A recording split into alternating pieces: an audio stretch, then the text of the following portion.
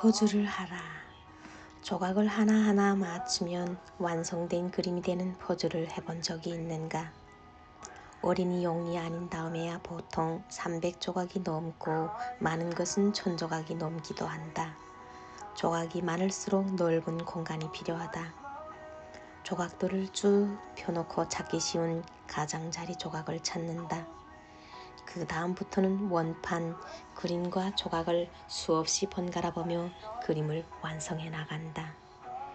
운근히 중독성이 있어서 한번 자리를 잡았다 하면 어깨가 뻐근해질 때까지 조각을 손에서 놓지 못한다. 그렇게 해도 며칠은 걸려야 완성할 수 있다. 상상을 해보자. 각고의 노력 끝에 그림이 완성되어 간다. 99.9%. 1000조각짜리라면 999개의 조각이 제 자리를 찾았다. 남은 것은 단 하나. 공동 작업을 했다면 우승컵을 들어올리듯 두 사람이 거룩한 일을 마무리하는 양 마지막 조각을 놓을 것이다.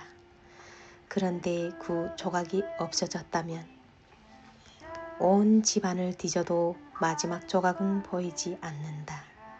30번쯤 귀신이 고칼 노릇이라고 푸념도 해도 마지막 조각은 사라져버렸다. 영원히. 우연히 당신 집에 놀러온 친구가 퍼즐판을 보고 무엇이라고 하겠는가? 고생했네. 멋지다. 이건 시간 낭비야. 등의 말을 할까? 아니다. 열이면 열 이렇게 말할 것이다. 한 조각은 어디 갔어? 당신은 억울하다. 친구가 999조각은 보지 않고 겨우 딱 하나 빠져있는 것만 이야기하다니. 하지만 당신이 그 친구 입장이라면 똑같이 말할 것이 분명하다. 또 하나 재미있는 것. 만약 친구가 왔을 때 당신이 그 잃어버린 조각 단 하나만 퍼즐판 위에 올려놓았다면 친구는 뭐라고 했을까? 퍼즐 시작했나 보네. 그때 친구는 1000조각 중 하나라고 사소하게 보지 않고 시작했다는데 주목할 것이다. 하나에서 나머지 999조각의 가능성을 믿는 것이다. 승부는 디테일에서 결정된다. 사소한 것에 목숨 걸지 마라는 책이 있다. 하지만 나는 사소한 것에 목숨을 걸라고 말하고 싶다. 정말 신경 쓰지 말아야 할 사소한 것들도 있겠지만 당신이 사소하다고 무심코 지나치는 사소한 것에는 전체를 완성하는 디테일이 숨어 있을지도 모르기 때문이다. 마치 마지막 퍼즐 조각처럼 말이다. 하인리히 법칙이라는 것이 있다. 1920년대 미국 여행보험사의 직원이었던 허버트 하인리히는 많은 통계를 다루다가 하나의 법칙을 발견했다.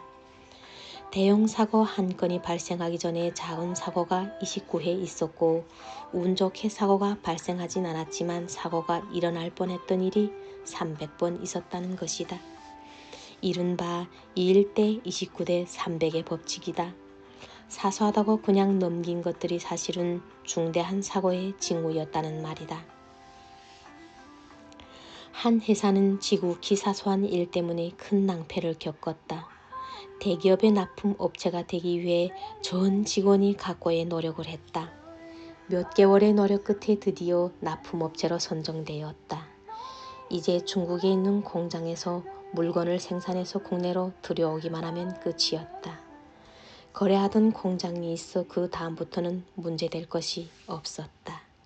마지막 공정은 신용장을 개설하고 그것을 팩스로 공장에 넣어주기만 하면 끝이었다.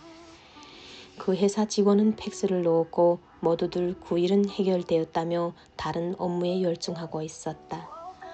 납기일이 다 되어갈 즈음 공장에 전화했을 때 회사는 발칵 뒤집어졌다. 물건은 전혀 생산되지 않았다. 팩스가 들어오지 않았다는 것이다. 팩스를 놓고 전화로 확인한 것은 정말 사소한 절차다. 그 사소한 절차를 밟지 않음으로써 수개월간의 노력이 물거품이 되고 말았던 것이다. 해당 직원은 이전에도 팩스를 보낸 적이 있었다고 그때마다 확인을 했었다. 그리고 팩스는 문제없이 들어갔었다. 단 한 번 확인하지 않았을 때 하필이면 백수가 들어가지 않은 것이다. 항상 하필이면 확인하지 않았을 때 문제가 발생한다. 간혹 채용 면접 때 외부 면접관으로 가는 때가 있다. 그런데 자기소개에서 아주 쉬운 맞춤법이 틀리거나 오타가 있을 경우가 있다. 이런 사람에게는 스펙이 좋더라도 좋은 성적을 주지 않는 경우가 많다. 내가 유난히 국어를 사랑해서 오타에 민감한 것이 아니다. 짧은 소개서에서조차 오류를 찾아내지 못하는 사람이라면 이래서도 크게 다르지 않을 거라는 판단 때문이다. 인사 담당자들에게 물어봐도 비슷한 생각을 하고 있었다. 비슷한 스펙을 가진 두 사람이 어떤 회사에 입사 지원서를 냈다고 하자.